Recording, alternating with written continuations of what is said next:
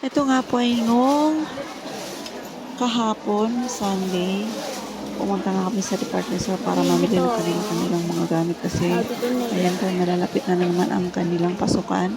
Ang senior high school ko nga po, yung panganay ay bukas ay meron na silang pasok. Pero online lang hanggang Tuesday, Wednesday and Friday ay face-to-face sila.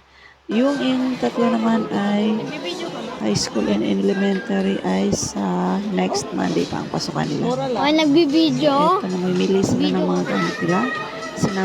Sinama ko silang para sila na rin magpumili ng kanilang mga gamit.